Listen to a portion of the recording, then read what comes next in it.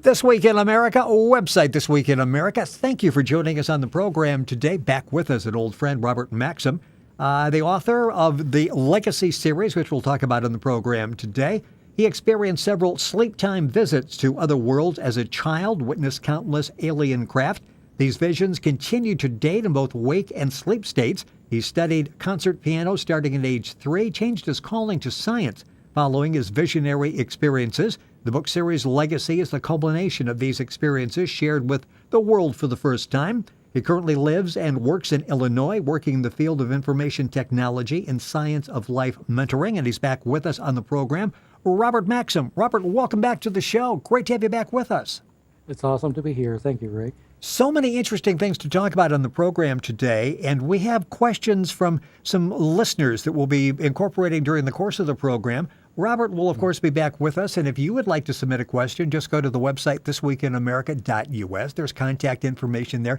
Give me a question, and we will try to get to it on a future program. Just to briefly lay the groundwork, if you're just joining us for the first show that we did with Robert, you can find all the programs at YouTube and on iTunes by, again, going to the website, thisweekinamerica.us. And Robert's website as well, rgaetan.com. That's GAETAN.com. Background, I talk about you experiencing these visits as a child. Briefly, just bring us up to date and talk to us about that, and then we'll start with the questions. Well, sure enough. The first sightings that I ever had, I was a small child, maybe 3, 4 years old.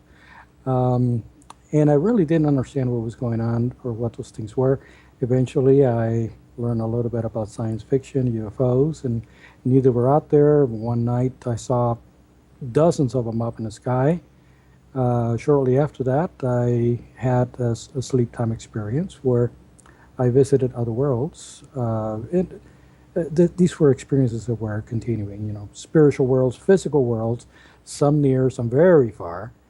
And then I had other experiences that brought to life past time incarnations that I had not only in this world, but many other worlds. And the book Legacy has, to a great extent, goes into these details and pictures of what was seen, what was experienced, what happened in those times.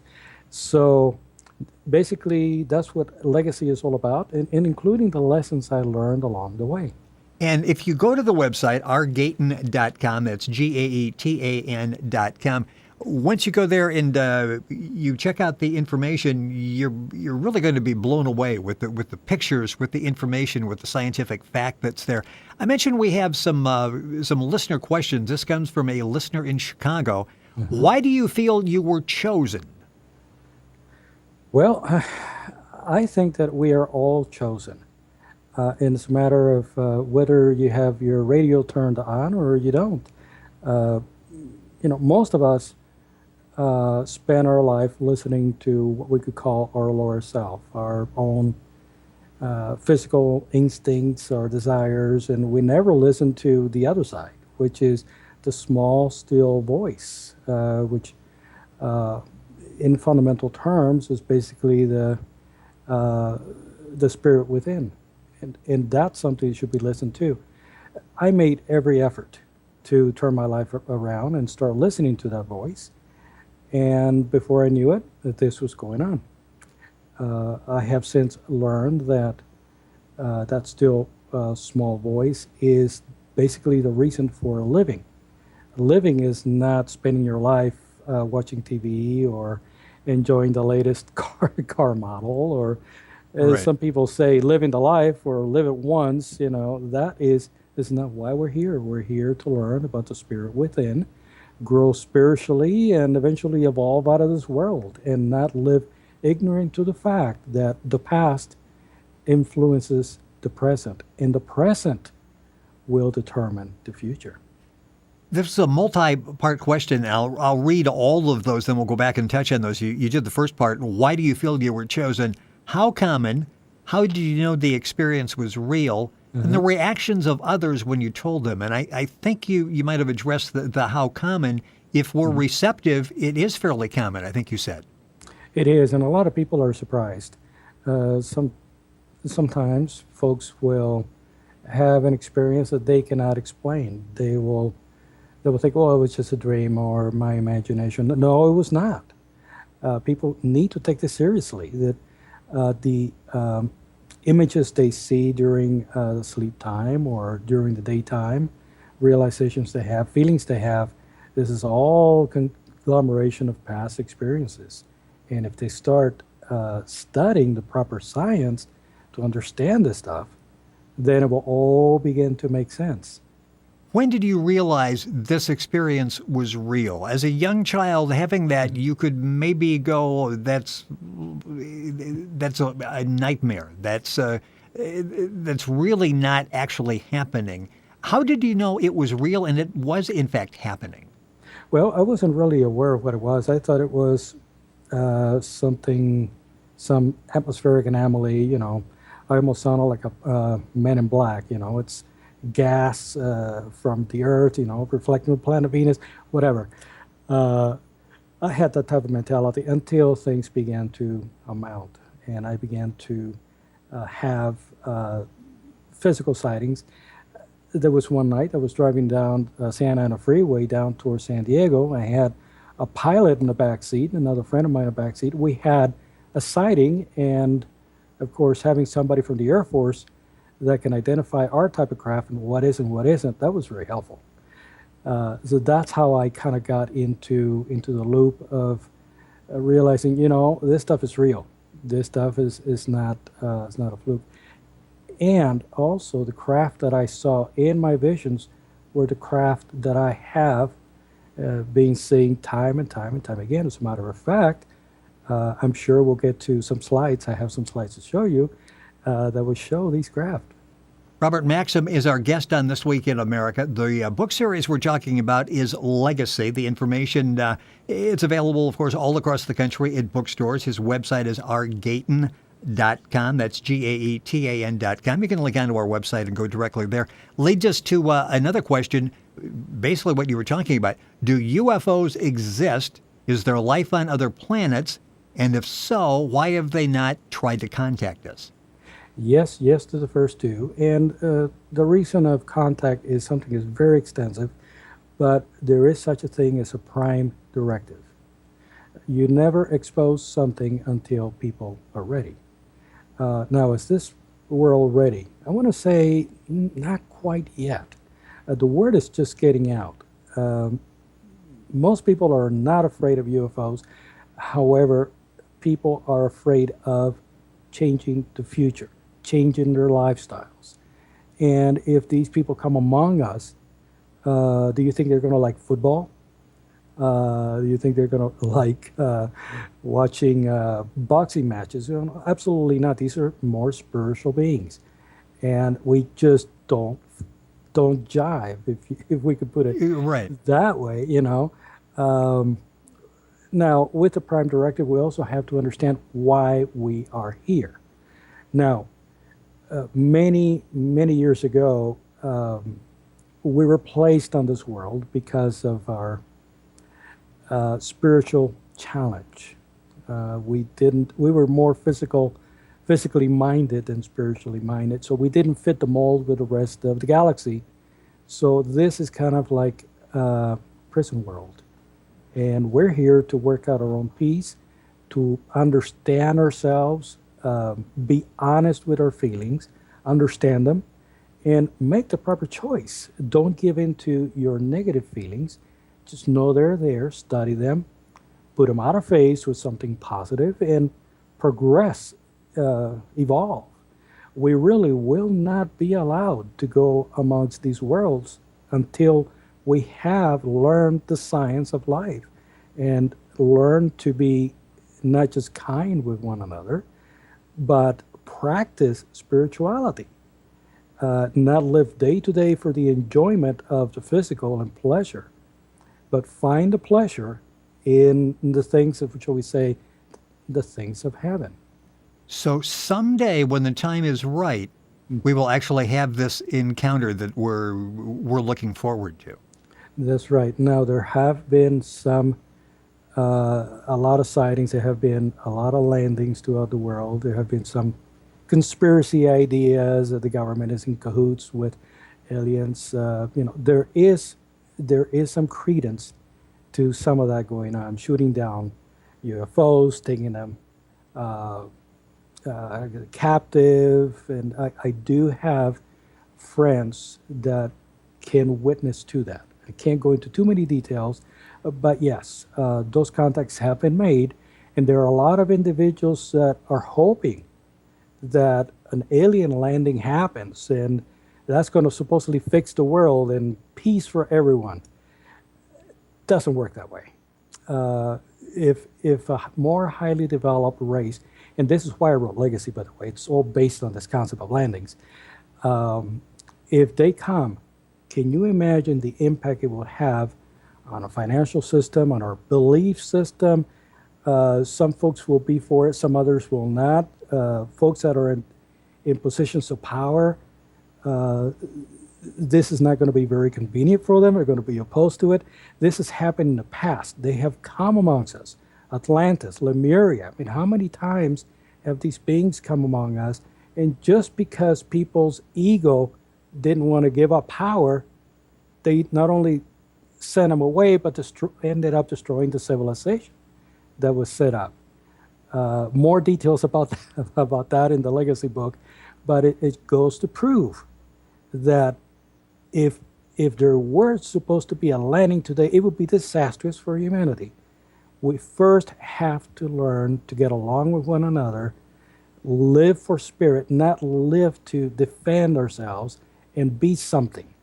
Well, if judging by recent headlines is any indication, we are years and years and years away from having this happen. We have not figured out how to peacefully live together up to this point. You're listening to This Week in America. Our website is thisweekinamerica.us. You can link on directly to our guest on the program, author Robert Maxxim, back with us on the show. The series we're talking about, the Legacy episode series, this has everything. It's got a million-year-old romance, past lives, space battles, intrigue, interdimensional scientific and spiritual principles of life.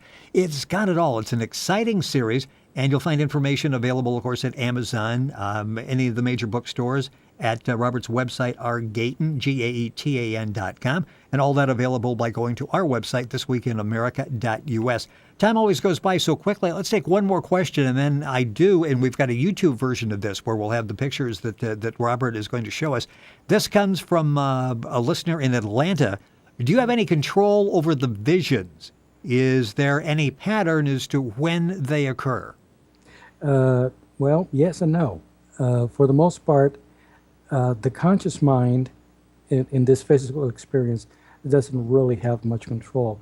What you want is your inner spiritual self to take over and drive your decisions, drive your words, drive where you go, drive your visions. Many times I may want to do something or learn about something, and the very fact that I'm trying is the signal that I should not. It should let it come at the right time. It should be inspired by the inner self. That way you know it's correct. And I know that was a previous question. How do you know this is real? Only if it comes from the inner self and not from the conscious mind do you know that it's correct. And as for me, I always, like St. Thomas, I need a little bit more evidence. So I'm going to go way out of reason to try to prove it and debunk and everything else. But what I hold to be true, I try to live by it. You know, the conscious mind gets in the way many times with the ego, with selfishness. Got to brush it away. It's no good. Toss it out. Cut it off. And go back to the inner. Go back, attune to the higher worlds. There are many. We're always surrounded by higher beings. People call them angels. They're there to help us do that. Turn positive. Learn about ourselves, and help love one another. Do we have a tendency sometimes to overthink something? Absolutely. That's the conscious mind trying to take over. The more you try to figure it out, the wronger you go. Well, yeah. You become overly analytical, and all of a sudden you're totally lost in in all the facts and trying to think this through. Again, we got a few more questions. We're going to save these for the next time that Robert is with us. And if you have a question, just go to our website, thisweekinamerica.us. Contact section there and just write out your question, and hopefully we'll get to it on the next program. Leaving a few minutes at the end of the show, and again, for the TV version of this on YouTube, you can go to thisweekinamerica.us, the YouTube icon, and go directly and look at this. You've got some pictures that we would like to show. Again, we were talking about spacecraft and visits from other planets. Is that what you're going to show us here? Yeah, we'll blow right through them very fast. Let me see, share screens. And the quality of these pictures is just absolutely amazing. You really feel like you're on a visit, like you are actually experiencing this as you look at the colors and see exactly what it is that that Robert is talking about. And it's, the Legacy series, episode series. It's available all around the country, and information, of course, at the website. Okay, well, here are the pictures. Let me know if you can see them. Yes, I am seeing a picture of you now. Yeah, this is back in about 2-3 years ago in Florida. If you look at the upper left section, UFO popped up into the picture. Oh, yes, yes. You can see it there in the square. That is the same spacecraft from all of my visions. Now, I'm going to go ahead and provide, I know the listeners want proof of alien life, so I'm going to give it to them. And here we go. We're going to go fast. Okay, we're ready. This is Mars.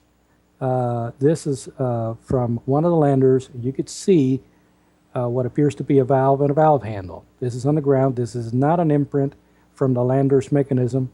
It doesn't make prints like that. Very interesting. And again, the YouTube, if you're listening on radio, the YouTube version, thisweekinamerica.us, go to the YouTube icon, and you'll be amazed at that. You have them circled there. Yeah, this is a structure in Valles Marineris in Mars. You can see those windows are about 3-4 stories high. It's a huge structure. It looks to be like a lookout attached to the mountainside, and over to the left, there are other conveyances or structures there against the mountain. And these, what we're seeing, these are actual pictures. I mentioned before about what you've shown before, which is sort of the artist rendering of what you've seen. These are actual verifiable pictures. Yes, this is all from NASA. This is a quick snapshot, close-up from one of the landers. You could see that creature there on the foreground. I'm about to show you a much better resolution picture of it. I was just going to ask, do you have any idea what we're seeing? And we're going to see a better picture of that. There you go. That is just interesting. Yep. How would you describe that? Well, I don't know. It looks to be like some sort of a furry bear type of creature, and it looks like the mother and its calf.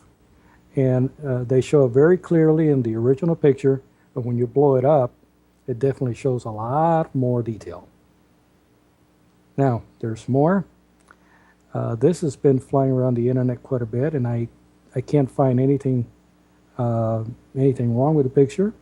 It seems to be some sort of an ant or some sort of crawling creature against a hill. Again, another sign of life. But that's not all. This is a dual sequence of pictures that you could see. In the middle, there was something in the original photograph, and it moved on the second. Ah, yes. Now, these are the famous glass tubes. Now, most of them are covered by sand, and that's what some of the ripples are. But that bright ball that you see in the middle of the tube, that's about the size of a football stadium. Wow. That's a huge tube. It could be transportation, could be sewage, water, hard to say. But there's definitely something there, and there's hundreds of these all over the planet. Now, you can hear news from NASA that they think they found water, and they're scraping for water in the ground. There are dozens of pictures from the reconnaissance orbiters that show that there's water. Why they don't announce it, I have no idea. But there's a picture of a small lake. Here's another picture. And what you see as dots are actually trees. Interesting. And again, these are NASA photos that Robert is showing us. Got about a minute left in the program, and this is just this is compelling imagery. Yeah, this is a close-up of the trees. This is all on the website. This is now the moon, and you could see a bullet-like spacecraft in that crater. That spacecraft is about 20 miles in size. Wow. Here's another one. I know I've said that a lot. Wow, but I'm seeing these for the first time, and that seems to be an apt description. Yeah, this is a LEM picture. I believe it's Apollo 11. In that picture, which was published, look at everything that's on the ground. Once again, these are NASA photos. Yep. More structures. And this is a huge base. It's a little out of focus, but you can make out just the complexity and the size of it. Yes. Now this is Saturn, and you can see a cigar-shaped spacecraft following the Earth spacecraft as it get into orbit. Now this is Pluto. This is a recent picture. You can see that square feature with an entrance on it on Pluto. And this is another Pluto picture. And you can see those four symmetrical structures on the ground there on the left. Yes. So this tells us all of these worlds are populated in one way or another. And these are man-made structures.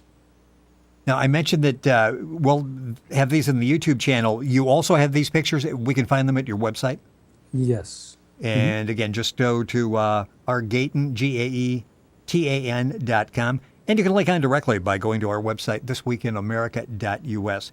Robert, we are out of time, unfortunately, and I know you've got some more pictures, and we will show those next time. We also have more questions from listeners that we will take next time. If you have a question, please submit it by going to our website, thisweekinamerica.us. The contact information is there, and give us the question, and we'll be happy to talk about it on the next program. It is always fascinating having you with us on the program. Robert, thank you so much for joining us. And again, all of this is based in the Legacy episode series. The books are available at Amazon all across the country, and information available at the website as well. Always fascinating. Thank you for being with us. Thank you, Rick. You're listening to This Week in America, website thisweekinamerica.us.